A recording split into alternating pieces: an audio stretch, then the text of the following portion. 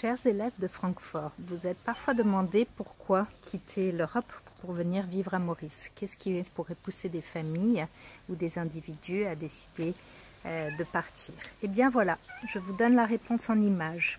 Nous sommes dans le jardin sauvage de notre école, qui n'est pas une école comme les autres. Voilà ce que l'on peut découvrir, caché sous des feuilles mortes.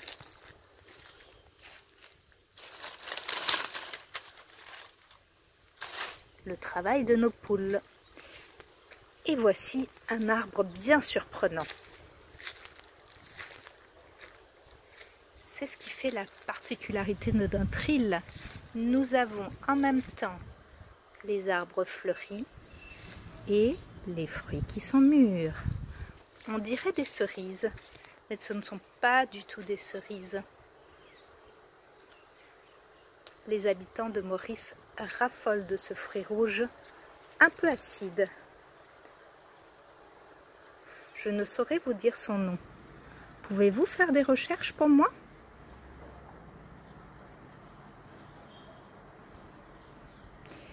Et là, au milieu du jardin, le nouveau bureau un peu spécial de cette école un peu spéciale. Je vous laisse découvrir. Bonjour, je m'appelle Nicolas et je suis père d'un élève à l'école de Mélanie et de Félix. Et j'ai bien reçu tes questions, alors je vais y répondre. Je suis Armelle, j'ai 32 ans, je travaille à l'école Saint-Exupéry comme secrétaire.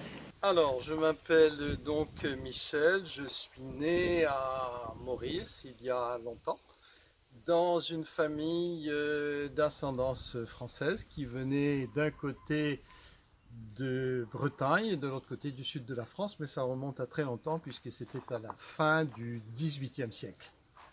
Merci. Les enfants de Francfort ont des questions à te poser. Est-ce que tu connais l'histoire de Paul et Virginie? Bien sûr, l'histoire de Paul et Virginie est indissociable de l'histoire de Maurice. C'est une histoire qu'on apprend dès qu'on est tout petit. Et à ce jour, on ne sait toujours pas si c'est une légende ou si ça repose sur des faits réels. Le fait est que l'ouragan dans lequel a péri Virginie, lui, a bel et bien existé. Le Saint-Géran, oui, il a existé. Souvent on le confond, il y a un naufrage à Point-Nesny qui s'appelle le Dalblais. Le naufrage du navire, le Saint-Géran, est attesté par une plaque commémorative située à Poudre d'Or. Je ne sais pas grand-chose sur le Saint-Géran, il y a d'autres bateaux célèbres qui ont fait naufrage ici. Mais du coup, je suis allé lire l'article Saint-Géran sur Wikipédia. Parmi les passagers du Saint-Géran, il y avait des jeunes filles, dont une qui venait de se fiancer. Peut-être que l'auteur du roman a été touché et qu'il s'est inspiré de cette situation pour créer Paul et Virginie. Voilà.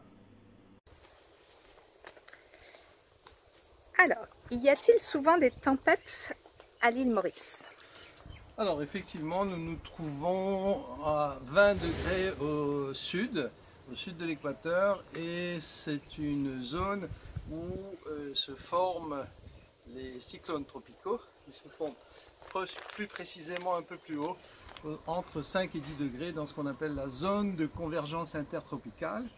Et tous les ans, nous avons dans cette région entre 10 et 15 tempêtes tropicales qui, dans certains cas, deviennent des cyclones, voire des cyclones intenses ou très intenses. Alors, il faut savoir qu'un cyclone très intense, c'est une tempête dans laquelle il y a autour de l'œil des vents qui soufflent à plus de 300 km/h. As-tu connu des cyclones?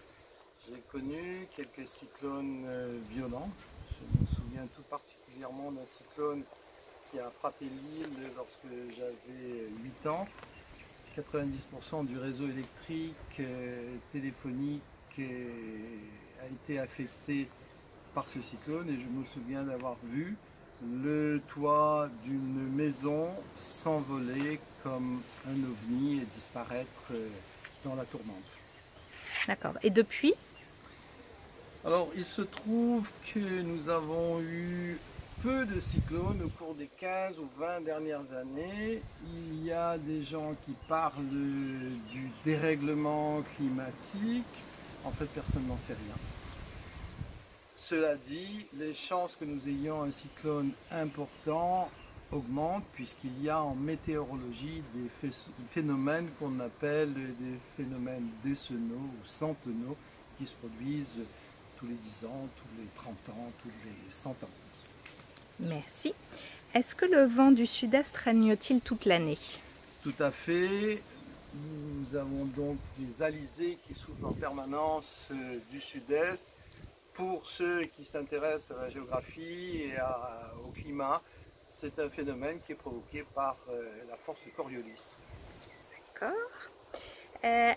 Est-ce vraiment réaliste qu'un navire chavire à quelques mètres des côtes? Alors, comme je vous l'ai dit tout à l'heure, dans un cyclone très intense, on peut avoir des vents qui vont qui dépassent les 300 km/h et des vagues hautes de 20 à 25 mètres. Par un temps nettement plus clément, au mois de juillet 2020, nous avons eu un vraquier de 300 mètres de long qui s'est échoué sur le récif dans le sud-est de l'île et qui a répandu une traînée d'hydrocarbures. C'était la première fois qu'un tel phénomène se produisait ici.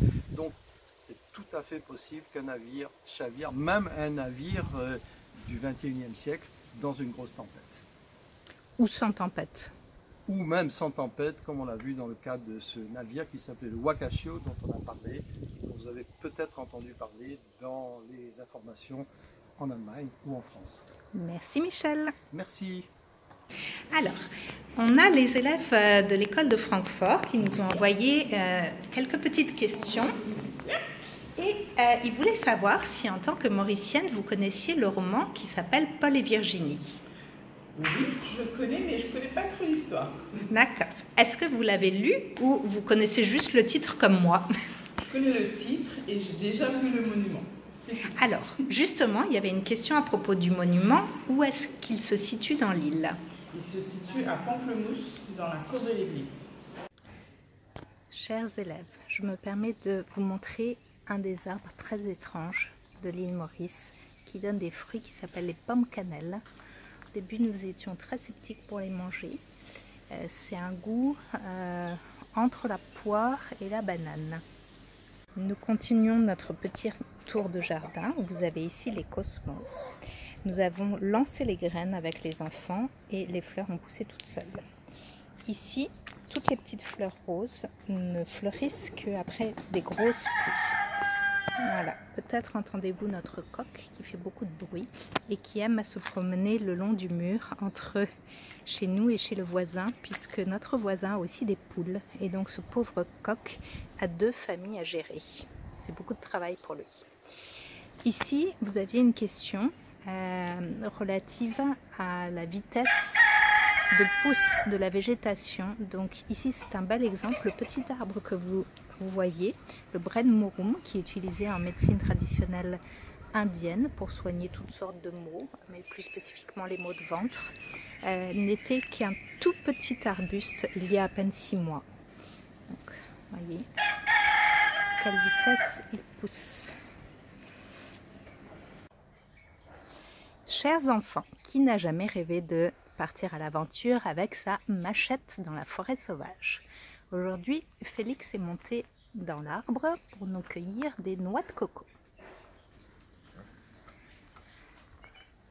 Alors, la machette est à manier avec précaution parce que quand elle est bien affûtée, ça coupe vraiment. Arrivés ici, nous étions totalement novices, donc nous avons dû demander aux voisins de nous expliquer comment couper cette noix de coco pour en tirer l'eau.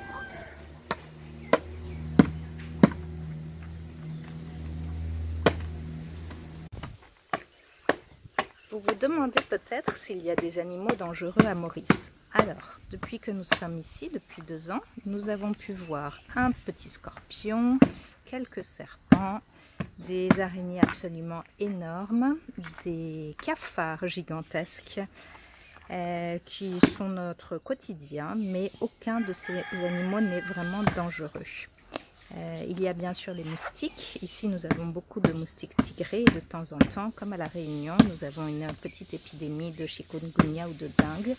Mais les autorités prennent cela très au sérieux et en quelques jours, ils viennent et tuent tous les moustiques des environs. Donc, il n'y a pas d'animaux dangereux à Maurice, sauf le seul que l'on trouve et qui est mortel est le poisson-pierre que l'on trouve dans l'océan. Voilà, je crois que Félix a presque terminé. C'est une opération un peu longue. Presque. Bonjour Michel. Bonjour. Nous continuons nos petites questions. Est-ce que la fièvre pestilentielle existe vraiment? Alors, il est assez difficile de savoir ce qu'on entendait par fièvre pestilentielle au 18e. Ça pouvait recouvrir absolument n'importe quelle maladie. Aujourd'hui, en tout cas, l'île Maurice est une île où il n'y a absolument aucune maladie dangereuse, à l'exception, bien entendu, de ce sacré Covid-19, dont nous sommes d'ailleurs exempts, puisque nous n'avons pas eu de cas de Covid-19 à Maurice depuis près d'un an. Parlons de l'esclavage. Est-ce qu'il y avait vraiment des esclaves qui travaillaient dans les plantations? Oui, je pense que le développement que cette île a connu, la fortune que les colons ont bâtie n'aurait pas été possible sans le concours des esclaves. C'était une pratique qui a existé et qui a été abolie, en tout cas à Maurice, par les Anglais, puisque l'île était déjà anglaise en 1832. De Francfort. Nous sommes aujourd'hui dans la forêt tropicale de Chamarel, où vous pouvez voir la végétation qui est très luxuriante, comme c'est écrit dans le roman Paul et Virginie. Tout ce qui est écrit dans le roman Paul et Virginie à propos de la végétation est exactement comme c'est en réalité. Alors derrière moi, vous pouvez voir l'arbre du voyageur, typique des pays tropicaux. Son nom est lié au fait que entre les différentes feuilles que vous voyez, vous pouvez toujours trouver de l'eau.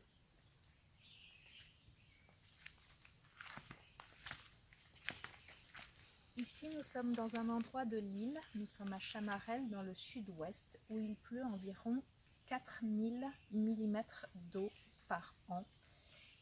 Sachant que là où nous habitons dans le nord, là où se situe Cap Malheureux, il y a 600 ml de précipitations par an. À titre de comparaison, à Francfort, vous avez environ 500 à 600 millilitres d'eau par an. On verra un peu plus tard, plus en détail, les fleurs. Alors, il y a des violettes, il y a des frangipaniers, il y a des alamandas, il y a des fleurs de toutes les couleurs, aussi bien des fleurs jaunes, des fleurs rouges. Et ici, ce qui est assez amusant comme anecdote, c'est qu'il n'y a pas le nom des rues écrites, ou très peu.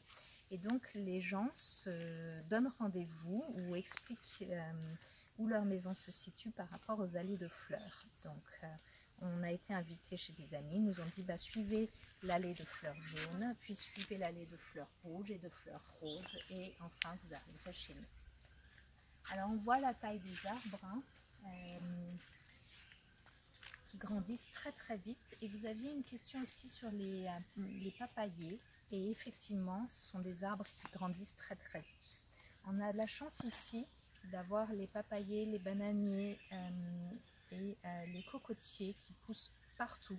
Et donc les gens qui sont assez pauvres peuvent tout à fait se servir des fruits dans les rues. Donc ça répond aussi à votre question qui était: peut-on vivre simplement à Maurice? Oui. On peut vivre aussi dans des endroits reculés, comme Ermite peut-être pas, mais on peut trouver des coins encore assez inaccessibles, sans problème. Ce qu'il voulait savoir, c'est est-ce que l'histoire qui est décrite dans le livre, pas l'histoire, le Maurice qui est décrit dans le livre, est le Maurice tel qu'il existe en vrai? Alors, malheureusement, la nature qui est décrite dans ce roman correspond tout à fait à ce qui est encore préservé. Donc, il faut savoir que Maurice est une des îles les plus peuplées au monde, avec une très forte densité de population au kilomètre carré. Cela dit, nous avons encore de grands espaces recouverts de canne à sucre. C'est une culture qui est en voie, non pas de disparition, mais qui est aujourd'hui beaucoup moins pratiquée parce qu'elle n'est plus rentable. En revanche, tout ce qui existait à l'époque de Bernardin de Saint-Pierre, toutes ces forêts avec des arbres endémiques tels les bois d'ébène et tout, il en reste aujourd'hui très peu et il est très important de les préserver. Voilà, vous avez ici un exemple des fleurs violettes que l'on peut trouver sur l'île. Pour indication, nous trouvons des fleurs comme on peut trouver en Europe. Nous avons des lauriers et des géraniums. Et pour répondre à votre question sur les choux, c'est une question qui nous a beaucoup fait rire en arrivant ici, puisque tous les agriculteurs nous ont dit « Ah, vous savez, ici c'est formidable, on peut cultiver toutes les sortes de choux possibles. » Vous imaginez notre tête venant d'Allemagne, ayant mangé des choux tout l'hiver, il y avait surtout un légume qu'on ne voulait plus manger, c'était bien le chou. Alors, il ne pousse pas au creux des arbres, comme c'est écrit dans le roman, mais bien dans les champs de façon la plus naturelle possible. Le chou est un plat très apprécié des Mauriciens qui le mangent non pas chaud, mais cru en salade. Ici, nous trouvons les fleurs emblématiques de l'île Maurice que nous retrouvons à peu près sur toute l'île. Les fleurs jaunes, ce sont les alamandas.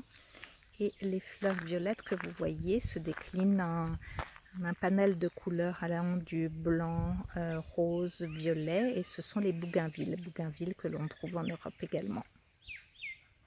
Derrière moi, vous voyez les palmiers. Alors sur l'île, il y a des dizaines de sortes de palmiers différents. Et un des plats que l'on retrouve dans tous les restaurants est la salade de palmiste. Donc il faut attendre entre 7 et 10 ans pour couper certaines sortes de palmiers, et donc à l'intérieur se trouve un cœur assez tendre. En Europe, on trouve les cœurs de palmiers dans des bocaux ou dans des boîtes de conserve, tout comme les litchis. Ici, nous les avons frais. Alors les palmistes, les cœurs de palmier, toute l'année. Les litchis seulement de novembre à début janvier. Alors, ici vous pouvez voir tout un champ de café. C'est la première fois qu'on a l'occasion d'en voir. Je vous montre d'un peu plus près. On a essayé d'en planter chez nous. Il est tout petit, il va prendre quelques années, mais on espère pouvoir récolter. Voilà les fruits, donc j'imagine qu'ils ne sont pas encore mûrs. Et je n'ai pas encore pu assister. Ah, là nous avons, voilà, un grain. Les lieux qui sont cités dans le roman existent bien. Est-ce que tu connais la signification de certains lieux cités comme Cap Malheureux, Rivière Noire? D'où viennent ces noms? Je ne suis pas sûr de pouvoir donner une réponse qui soit tout à fait exacte, mais je pense que les lieux dits ont été nommés par rapport à des caractéristiques géographiques. Par exemple, Rivière Noire, c'est un endroit où on trouve énormément de roches volcaniques qui ont une couleur très sombre. Cap Malheureux, c'est l'endroit où les Anglais ont débarqué pour reprendre l'île en 1810 après avoir été battus à la bataille du Grand Port. La seule victoire navale de Napoléon. D'ailleurs, ceux d'entre vous qui passent par Paris, si vous allez voir sur le pilier intérieur nord-est de l'Arc de Triomphe de l'Étoile, vous verrez inscrit Grand Port. C'est la bataille du Grand Port qui s'est déroulée à Maurice. Merci Michel. Donc dans les lieux dits qu'il y a à l'île Maurice que je connais personnellement, le Morne existe bien, c'est une montagne au sud-ouest de l'île. Le Rocher des Adieux, je ne connais pas personnellement. Rivière Noire, j'y ai grandi. Effectivement, il y a une rivière qui est noire, qui se jette dans l'océan. Plaine Williams, bon, ça se prononce Plaine Williams, oui, ça existe. Baie du Tombeau aussi. Et l'île d'Ambre. Donc ces lieux existent à l'île Maurice. Voilà. Eh bien voilà, je vous donne la réponse en images. C'est l'aventure, c'est l'exotisme. Ici, nous sommes dans le jardin de notre petite école, où avec les élèves, tous les jours, nous pouvons aller dans le jardin et admirer la nature. Là, vous avez devant vous un bananier, un des chats de l'école. Les poules se cachent, mais elles sont quelque part ici, elles sont en liberté. Nous avançons et nous trouvons ici des pamplemousses. Alors, la végétation ici est incroyable, ce qui fait que tous les arbres sont à la fois en fleurs et en fruits à peu près toute l'année. Donc ici nous avons des récoltes de pamplemousse 2 fois dans l'année à peu près. Voilà, vous voyez que l'arbre est bien fourni. Nous avons pu faire avec les élèves un immense compost. On a commencé il y a maintenant 2 ans. Ici nous avons planté des manguiers, des litchis. Ici vous avez des goyaves. Voilà, là aussi l'arbre est plein. Je m'avance. Et nous avons aussi découvert des fruits que nous ne connaissons absolument pas. Je vous montre les fleurs. Et maintenant les fruits. Alors, pour moi, qu'est-ce qui m'a donné l'envie de venir vivre à Maurice? Ben voilà, c'est ça. Mais surtout quand j'étais jeune, quand j'avais 17 ans, et que je me préparais au bac de français, on m'a donné à lire un livre de Jean-Marie Leclésio, Onitsha. Et c'est ça qui a développé chez moi ma passion pour les pays tropicaux. L'atmosphère est tellement bien décrite que je me suis toujours imaginé un jour vivre cette chaleur tropicale, cette moiteur. Voilà.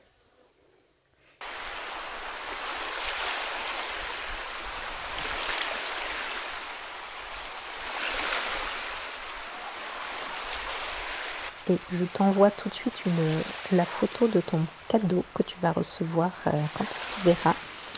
Figure-toi que je l'ai trouvé à la boucherie entre 2 côtelettes d'agneau et steak, emballées dans le même papier, mais je te fais la photo de suite. Voilà, c'était assez drôle de trouver ça à la boucherie. Enfin, ici, on ne s'étonne plus de rien. Je te raconterai les choses assez étranges qui se passent. Allez, je te fais la photo tout de suite.